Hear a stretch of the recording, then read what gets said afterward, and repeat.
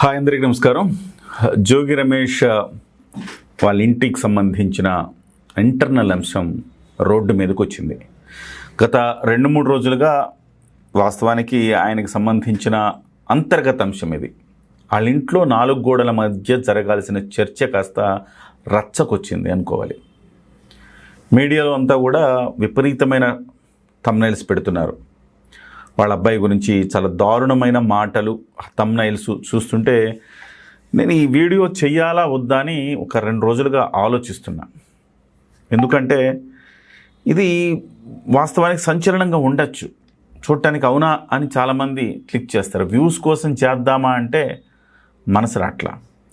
పోనీ జోగి రమేష్కి సంబంధించి చెప్దామంటే చాలాసార్లు జోగి రమేష్కి సంబంధించిన అంశాలు చేశాం. జోగి రమేష్ అరెస్ట్ అయినప్పుడు, జోగి రమేష్ అవినీతిపరుడు అని చెప్పినప్పుడు వీటన్నిటికి సంబంధించి మాట్లాడుకున్నాం. కానీ ఇది ఒక ఫ్యామిలీలో అంతర్గతమైన అంశం.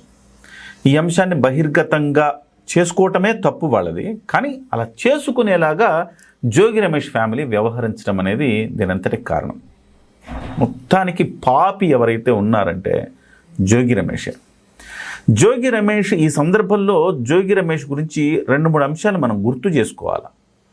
గతంలో జోగి రమేష్ పవన్ కళ్యాణ్ గారి గురించి కానీ చంద్రబాబు గారి గురించి ఎంత జుగుప్సతో మాట్లాడారు మనందరికీ తెలిసిందే కదా. పిచ్చి కుక్క అన్నాడు, ఇంకోటి అన్నాడు, దారుణం. అవన్నీ నేను వినిపించాల్సిన అవసరం కూడా లేదు, అందరు చాలాసార్లు చూసేసే ఉంటారు. అలాంటిది అంటే కర్మ ఎట్లా ఉంటుందో చూడండి.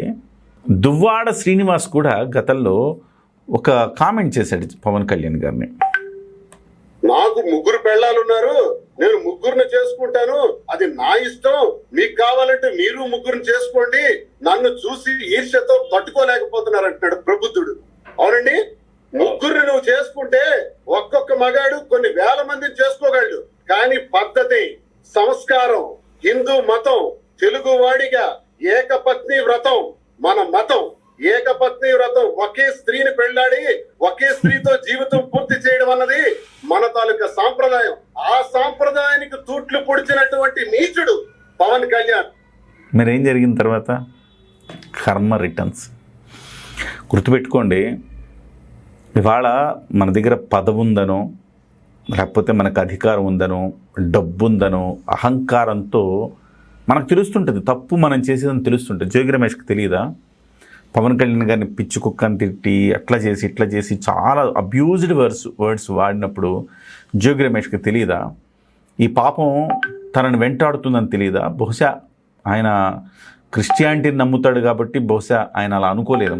హిందుత్వంలో అయితే ఉంటుంది, పాపం చేస్తే అది తిరిగి మనల్నే దహించి వేస్తుంది అని చెప్పేసి, సో పాప కర్మలు ఉంటాయని చెప్పి. కానీ అతనికి ఆ పాపం అనేది తెలియలేదేమో. అసెంబ్లీ వేదికగా చంద్రబాబు నాయుడు గారిని విపరీతంగా తోలనాడాడు. చంద్రబాబు నాయుడు గారి సతీమణి మీద నిందలేశాడు, ఈ మనిషే. చంద్రబాబు నాయుడు ఇంటి మీద దాడికి వెళ్ళాడు, ఈ మనిషే. పవన్ కళ్యాణ్ గారిని ఇష్టం వచ్చినట్టు తిట్టాడు, ఈ మనిషే. చివరి జగన్మోహన్ రెడ్డి గారు శభాష్ అని చెప్పేసి స్టేజ్ మీద ఈయన భుజం తట్టాడు. అంటే మీరు ఎట్లాంటి రాక్షసులు మీరు?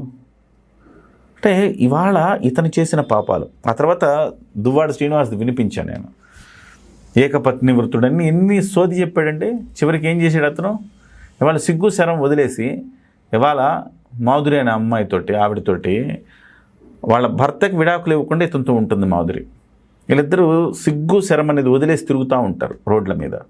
వీళ్ళు మళ్ళీ మాట్లాడడం. సో అంటే ఇవన్నీ కూడా ఎట్లా అంటే అకారణంగా మనము ఒక వ్యక్తి కళ్ళలో ఆనందం చూడడానికి, జగన్మోహన్ రెడ్డి కళ్ళలో ఆనందం చూడటానికి ఇంకొక వ్యక్తుల జీవితాల్లోకి వెళ్ళిపోయి వాళ్ళని వ్యక్తిగతమైన విమర్శలు ఎప్పుడైతే చేస్తారో, ఇవాళ కలియుగం ఇది. వచ్చే జన్మలో ఈ పాపాలన్నీ వచ్చే జన్మలో వస్తాయి, ఇట్లా ఏమి ఉండదు. ఈ జన్మలో అనుభవించాల్సిందే. ఆ రకంగా అనుభవిస్తున్నారేమో అనిపిస్తుంది నాకు, బాధ కలుగుతూ ఉంటుంది. అయితే ఈ మొత్తం వ్యవహారంలో జోగి రమేష్కి సంబంధించిన కొడుకు వ్యవహారంలో ఈ మధ్య నిన్న బయటపడ్డ వీడియో టేపుల్లో చాలా స్పష్టంగా చెప్పారు జోగి రమేష్ కొడుకు జోగి రాజు. ఆయన చెప్పిన మాటలు ఏంటంటే, ఈ అమ్మాయి నాకు ఇష్టం లేదు, ఈ అమ్మాయితో నేను పెళ్లి చేసుకోలేను, నాకు ఫీలింగ్స్ రావట్లేదు అని చెప్పాడు అతను. దరిద్రమైన థంబ్నైల్స్ పెట్టేస్తున్నారు. అంటే అది నిజం కావచ్చు, ఒకటి మన ఫిట్ ఇట్లా ఏవో పెట్టేస్తున్నారు, నిజం కావచ్చు. కానీ ఆ అబ్బాయికి కూడా రేపు పొద్దున ఆ అబ్బాయి కూడా జీవితం జీవించాలి కదండి. మొత్తం సమాజంలో అతన్ని భ్రష్టు పట్టించేస్తే ఇది చాలా సున్నితమైన అంశం. ఒక మగాడికి చాలా సున్నితమైన అంశం ఏంటంటే ఇది నువ్వు అవినీతికి పాల్పడ్డావు, నువ్వు దొంగవి, లేకపోతే నువ్వు క్రిమినల్వి, నువ్వు వాడిని హత్య చేసావు, వాడిని కొట్టావు, వీడిని మోసం చేసావు, నువ్వు ఒక 420, ఇవన్నీ పెద్దగా ఎఫెక్ట్ చూపవండి. నువ్వు సంసారానికి పనికిరావంటే చాలా తీవ్రమైన ఒక మానసిక ఒత్తిడిలోకి నెట్టేస్తుంది అది. ఇవాళ అబ్బాయి అంటున్నాడు, నాకు నచ్చకుండా, నాకు ఇష్టం లేకుండా అమ్మాయిని తీసుకొచ్చి నాకు పెళ్లి చేశారు, బలవంతంగా పెళ్లి చేశారు. ఎవరు తప్పు ఇదంతా? జోగి రమేష్ తప్పు కదా. తండ్రి చేసిన తప్పుకి కొడుకు బలైపోయాడు ఇవాళ. అంటే కొడుకు తప్పు చేయలేదని చెప్పను, అంటే అట్లా చేసుకోవడం తప్పు. మీకు ఏదైనా ఆరోగ్య సమస్య ఉంది, చేసుకోవడం తప్పు, బహిరంగంగా చెప్పాలి.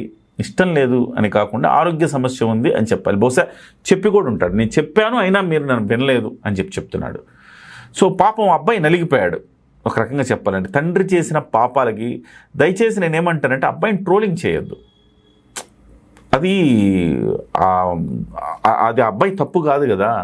ఆ అబ్బాయి పక్కన ఎవరిని మోసం చేయలేదు అంటే ఈ విషయంలో పర్టికులర్గా పెళ్లి చేసుకున్న విషయంలో డెఫినెట్గా తప్పే.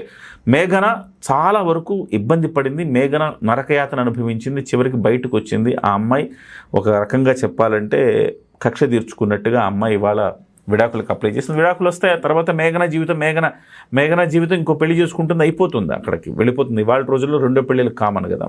కానీ ఆ అబ్బాయి తర్వాత సమాజంలో సంఘంలో ఎట్లా తిరుగుతాడు? వీడు పనికిరాడంటరా, వీడి సంసారానికి పనికిరాడంటరా, వీడు అట్లా అంటరా, వీడు ఇదంటరా, వీడదంటరా అంటూ ఉంటారు కదా. కాబట్టి మీడియా కూడా సంయమనం పాటించాలి. దీన్ని చాలా హుందాగా రిపోర్ట్ చేస్తుంటే బాగుండేదేమో మీడియా. జోగి రమేష్ అనే వ్యవహారంలో చాలా చేశారు, కానీ ఇప్పుడు కొంత హుందాగా వ్యవహరించుంటే బాగుండేదేమో నా అభిప్రాయం అబ్బా. సో పర్టికులర్గా కొంత బహుశా మేము ఈటీవీలో పనిచేసి రావడం వల్ల కొంచెం రేషనల్గా థింకింగ్ ఉంటుందేమో, ట్రెడిషనల్ థింకింగ్ ఉంటుంది మాకు.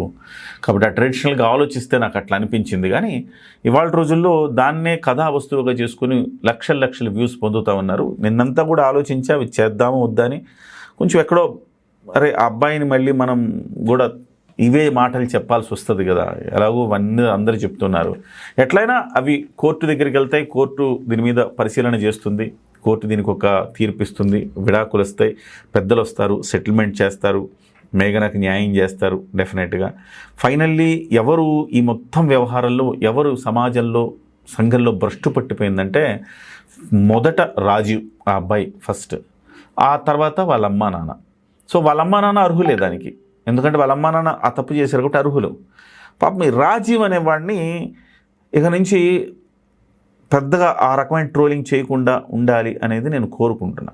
అది ఒక రకమైన ఇబ్బందికరమైన పరిణామం. నేనేమన్నా తప్పు మాట్లాడుతున్నానేమో, లేకపోతే నేనేమన్నా సున్నితంగా ఉంటుంది కదా, దీంట్లో ఎట్లా స్పందించాలో కూడా తెలియదు. సో మొత్తం మీద అయితే మళ్ళీ ఇంకొక వీడియో రిలీజ్ అయింది. ఆ వీడియోలో చాలా స్పష్టంగా అతను చెప్తున్నాడు, నువ్వు అసలు మీ ఇంటికి వెళ్ళిపో, విడాకులు ఇవ్వను, మీ ఇంట్లోనే ఉండంటున్నాడు. ఇవన్నీ తప్పులే, కానీ తప్పులకు మించిన శిక్ష రాజీవ్కి పడింది, తప్పులకు తగ్గ శిక్ష జోగి రమేష్ అతని భార్యకు పడింది.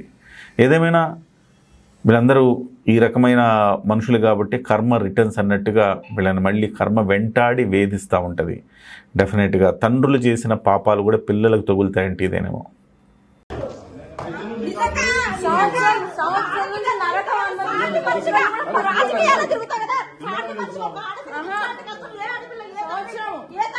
సంవత్సరం నుంచి కష్టపడుతున్నా,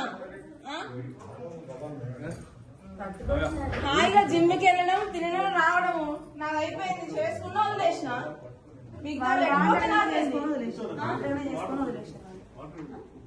అదే జీవితం అనుకున్నప్పుడు నన్ను ఎందుకు చేసుకోవాలి?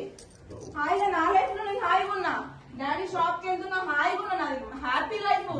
ఎవరడిగిన డబ్బులు నీ పబ్లిసిటీ కోసం, పబ్లిసిటీ అందరూ చూపించడం కోసం, పెళ్లి చేసి చూపించడం కోసం, అదే ఫిజికల్ బెనిఫిట్ అని మనకి తెలిసి వాళ్ళ రాజకీయం కోసం చేసి, రాజకీయం కోసం తెలవడం కోసం చేసింది, వదిలిపెడతామన్న ఉద్దేశంతోనే చేస్తుంది. అంతే, అది తెలిసి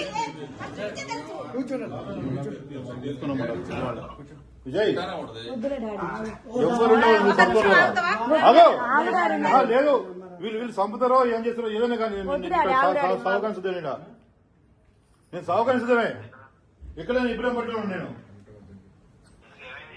ఏందో చూద్దామా ఆయన అట నువ్వు తిండి లేకట సాతాడట ఆయన నాకు భార్య కాదు భార్య కూడా ఇక్కడ ఉంటుంది పుణ్యానికి కదా పైకి వచ్చినట్టు ఎంత మంది నువ్వు నూటికి ఎంత వస్తే అంట డబ్బుల కోసం వచ్చిరా మీరు డబ్బుల కోసం రామాలా నేను తెలుసుకున్నాక నేను ఇక్కడికి పోతాను రాని అన్న అందరం ఉందాం ఉన్న నీ ఎన్నో ఉంటాం ఉందా డబ్బుల కోసం అంట ఎన్ని అన్నా భరించినా ఏం చేసినా లాస్ట్ కి ఇక్కడ నుంచి ఆషాఢం నుంచి వెళ్తున్నా అని చెప్తే కాలు ఇక్కడ పెట్టుకొని ఇట్లా ఎన్ని చేసినా భరించినా అన్ని నా మనసులో ఉన్నాయి ఇంకా ఎందుకు భరిస్తా నేను వాడికి ఇట్లాంటి ఎన్ని పాపాలు తగిలే ఆ రోగం వచ్చింది రామాలంట ఇంకేం వస్తుంది ముసుకో ఆ పాప స్వామిని కాదు నేను అన్న నీకు కాదని చెప్పి ఎన్నో సార్లు పాపం ఆయన నా లైఫ్ లో నేను హ్యాపీగా ఉండేదాన్ని తీసుకోవచ్చు అదే కదా సంవత్సరం నుంచి ఇంటికి వచ్చి పిల్లని ఇవన్నీ తీసుకొచ్చి నా పిల్లలకి పబ్లిసిటీ చేసి గొంతు కోసి అక్కడ కూర్చోబెట్టి ఇప్పుడు డబ్బుల కోసం అని ఇప్పుడు మాట్లాడుతున్నాడు డబ్బుల కోసమా లేకపోతే ఇంకా తిండి పెడతా ఊకనే అందరు ఇంట్లో పని మనుషులు పెట్టినట్టు పెడతా ఎంతమంది ఇంట్లో అందరు ఉంటారు నువ్వు ఉంటావంటే మరి అందరు ఉండేటట్టే చేసిండు పెళ్లి ఏంది మరి తిండికి లేక పంపిస్తుంది నా తిండికి లేక ఇక్కడికి వచ్చింది నా బిడ్డ ఏమన్నా వీళ్ళ దాంట్లో అలవాటు అనుకుంటే చెప్పు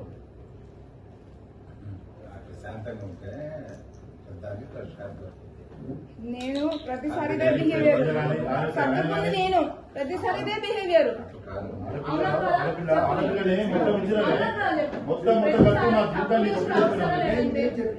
ఆగుతారా మీరు ఆగుతారా ఒక నిమిషం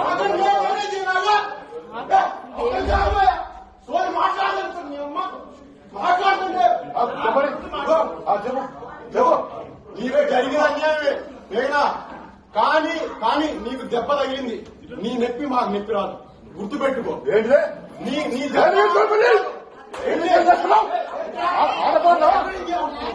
అనుకుంటా పెళ్లి కాదు పెళ్లి చేసుకోలే పెళ్లి చేసుకోలేదా పుణ్యానికి వచ్చిందా బిడ్డ చూపించాను